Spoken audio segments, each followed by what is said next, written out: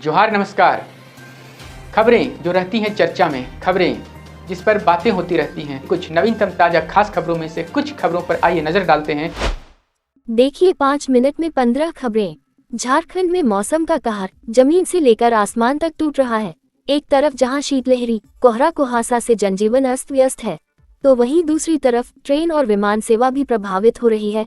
राजधानी रांची में शनिवार को कोहरे की वजह से ट्रेन और विमान सेवा पर काफी असर रहा। ट्रेनें जहां देरी से गंतव्य तक पहुंची, तो वहीं दूसरी तरफ कई फ्लाइटें भी देरी से पहुंची। राज्य में 8वीं तक की कक्षाएं 13 जनवरी तक बंद कर दी गई है। राजधानी रांची से सटे कांके का न्यूनतम तापमान 5 जनवरी को 4.4 डिग्री सेल्सियस दर्ज किया गया।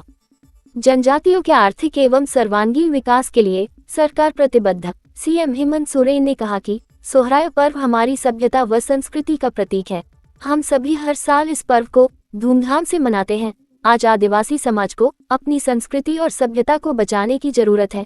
ये पर्व परिवार एवं प्रकृति से जुड़ा पर्व है, जिसमें भाईचारा, समानता तथा भाई बहन का प्रेम झलकता है। मौके पर मंत्री चमरा लिंडा, राजधानी सांवता समिति के संरक्षक सनातन मरांडी, अर्जुन मरांडी समेत अन्य मौजूद रहे। हेमंत सरकार आपके सुझाव पर तैयार करेगी बजट पोर्टल व मोबाइल ऐप हुआ लॉन्च। बेहतर सुझाव देने वालों को मिलेगा अवार्ड। जनता से सुझाव मांगने के लिए मुख्यमंत्री ने अबुआ बजट पोर्टल और मोबाइल ऐप का लोकार्पण किया। जनता से मिले सुझावों के आधार पर राज्य सरकार फरवरी में पेश होने वाले बजट की रूपरेखा तैयार करेगी। साथ ही सर्वश्रेष्ठ 3 सुझाव देने वालों को सम्मानित किया जाएगा। सुझाव देने की अंतिम तारीख 17 जनवरी 2025 है। विधवा पेंशन मामले में भाजपा प्रदेश अध्यक्ष एवं पूर्व मुख्यमंत्री बाबूलाल मरांडी ने राज्य सरकार पर निशाना साधा है। मरांडी ने सोशल मीडिया प्लेटफॉर्म एक्स के माध्यम से कहा कि हमारी विधवा माताओं बहनों की स्थिति आज बेहद दयनीय और चिंताजनक हो गई है। कई महिलाएं भोजन, दवाइयों और अन्य जरूरतों के लिए संघर्ष कर रही हैं, लेकिन इसके बाद भी हेमंत सरकार उनकी मजबूरी और दर्द को नजरअंदाज करके उनकी स्थिति का मजाक बना रही है। रांची में 13 लाख की लूटकांड में महिलाएं भी थी शामिल। पुलिस ने कैशियर से लूट मामले में किया बड़ा खुलासा। रांची के एसएसपी चंदन कुमार सिन्हा के निर्देश पर सिटी एसपी राजकुमार मेहता ने डीएसपी प्रकाश सोए के नेतृत्व में एसआईटी गठित की थी। रांची पुलिस ने लूटकांड के बाद अपराधियों की तस्वीर जारी कर इन पर 20,000 रुपए का इनाम घोषित किया था। आपको बता दें कि आशीर्वाद आटा कंपनी के कैशियर सुमित कुमार गुप्ता से अपराधियों ने दिन दहाड़े पैसे लूट लिए थे और भागने के क्रम में एक को गोली मारकर घायल कर दिया था। जानकारी के मुताबिक 30 दिसंबर 2024 को दिन दहाड़े 13 लाख रुपए की लूट हुई थी, जिसका पुलिस ने एक सप्ताह बाद उद्भेदन किया है। पुलिस ने लूट के 2,63,000 रुपए कैश, एक देसी पिस्टल, एक देसी कट्टा, 12 गोलियां, एक स्कॉर्पियो और 2 बाइक बरामद की है। यात्री बस और कार के बीच जोरदार टक्कर, कई लोग घायल। कार से टक्कर के बाद बस पलटी। बस और कार की जोरदार टक्कर में 26 लोग घायल हो गए। घटना खूंटी जिले के तोरपा थाना क्षेत्र के चंद्रपुर मोड़ के पास की है, जहां तोरपा खूंटी मार्ग पर यह हादसा हुआ। घायलों को तोरपा रेफरल अस्पताल में प्रारंभिक इलाज के बाद सदर अस्पताल खूंटी रेफर कर दिया गया है। धनबाद में नाबालिग ने ड्राइवर से खैनी मांगी, लेकिन ड्राइवर ने खैनी नहीं दी। इस पर गुस्साए उक्त नाबालिग ने ट्रक ड्राइवर उमाशंकर सिंह और खलासी नीतीश कुमार को गोली मारकर घायल कर दिया था। पुलिस उपाधीक्षक नौशाद आलम ने बताया कि इस गिरोह में शामिल सुकरा उर्फ सुजीत के विरुद्ध धनबाद के केंदुआडी और धनसर थाना में करीब 1 दर्जन आपराधिक मामले दर्ज है। भ्रष्टाचार के इल्जाम में चतरा पुलिस कप्तान विकास पांड्या ने कार्रवाई की है। इंस्पेक्टर प्रभात कुमार वशिष्ठंग जोरी के थानेदार है, वहीं सब इंस्पेक्टर अभय कुमार भी उसी थाने में पोस्टेड है। इल्जाम है कि एक मामला दर्ज करने के एवज में दोनों अधिकारियों ने वादी से 30,000 रुपए बतौर घूस डिमांड की थी। लेन देन की बातचीत का ऑडियो वायरल हुआ था।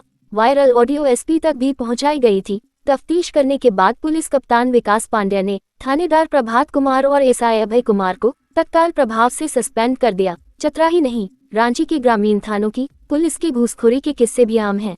देखना है कितनों पर कार्रवाई का डंडा चलता है।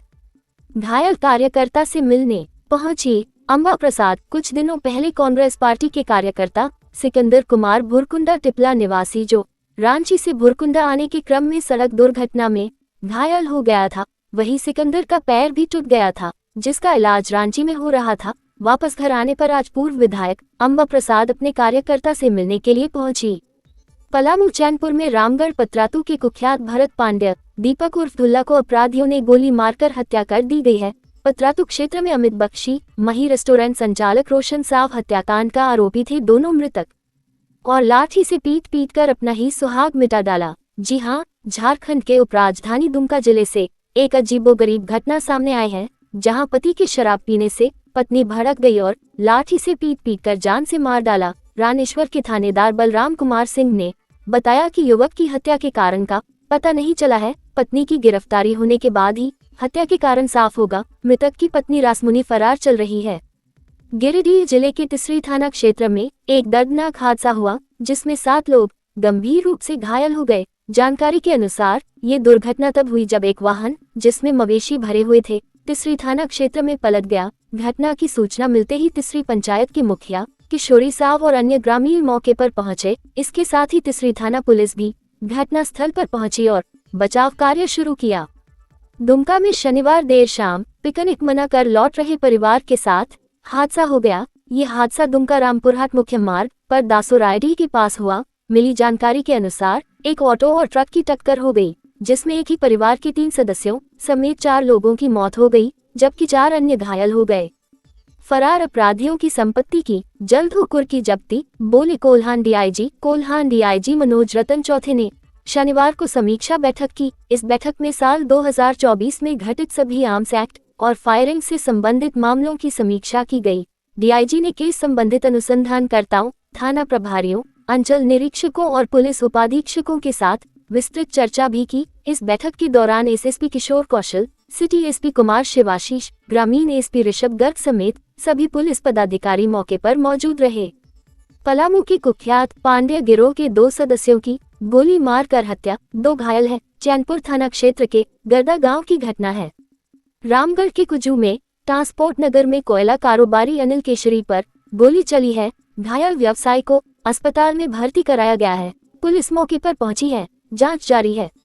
झामुमो रांची जिला समिति का वनभोज सह मिलन समारोह हुआ संपन्न। झामुमो रांची जिला अध्यक्ष मुस्ताक आलम की अध्यक्षता में नववर्ष 2025 को लेकर पिकनिक सह वनभोज कार्यक्रम रांची रिंग रोड सैम्बो स्थित रेनबो वाटर पार्क में धूमधाम हर्षोल्लास के साथ संपन्न हुआ। इस कार्यक्रम में मुख्य रूप से पार्टी के केंद्रीय महासचिव सह प्रवक्ता सुप्रियो भट्टाचार्य, पूर्व मंत्री मिथिलेश ठाकुर, केंद्रीय प्रवक्ता श्री मनोज पांडे, बबलू पांड्य, तमाड़ विधायक विकास सिंह मुंडा, केंद्रीय सचिव नंदकिशोर मेहता एवं सैकड़ों कार्यकर्ता शामिल हुए।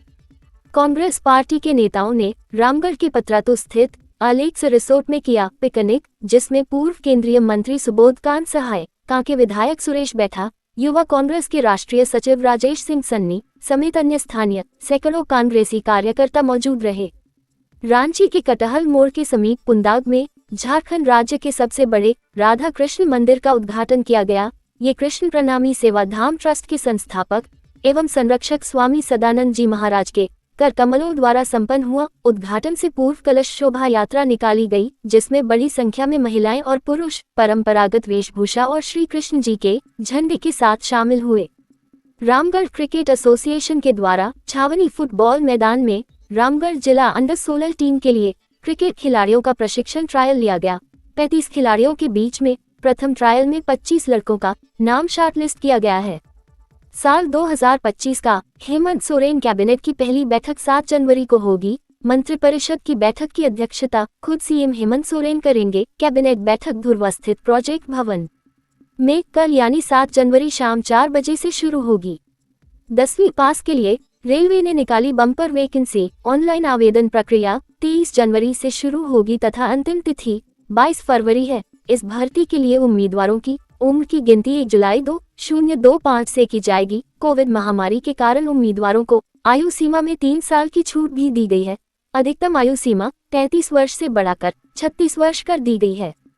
सरकार का बड़ा फैसला, बेटी का माँ बाप की संपत्ति पर कब तक नहीं होगा हक, जाने नई शर्तें। माता पिता अपनी कमाई से अर्जित संपत्ति को अपनी मर्जी से किसी को भी दे सकते हैं, चाहे वह उनका बच्चा हो या नहीं। बच्चों का इस संपत्ति पर कोई स्वाभाविक दावा नहीं होगा। पहले बेटियों का विवाह हो जाने के बाद उनका पैतृक संपत्ति पर अधिकार समाप्त हो जाता था, लेकिन नए नियमों के तहत ऐसा नहीं होगा। बेटी अपने पिता की संपत्ति में से हिस्सा मांग सकती है। भले ही उसका भाई इसका विरोध करे। अब बेटियां, चाहे वे विवाहित हो या विवाह के बाद, अपने पिता की संपत्ति में बेटों के बराबर की हिस्सेदार मानी जाएंगी। उससे संपत्ति में से वंचित नहीं किया जा सकता, भले ही वह शादीशुदा हो या न हो। तो कैसी लगी आपको हमारी ये खबर, ये हमें कमेंट बॉक्स में लिखकर ज़रूर से बताएं। और ऐसे ही नवीनतम ताज़ा अपडेट्स, खास खबरों से रूबरू बने रहने के लिए बने रहें हमारे संग। कैमरा के पीछे से मेरा सहयोग कर रहे अजय महतो, आनंद चौहान और युगल किशोर भगत के साथ मैं यजत पिंटू रांची।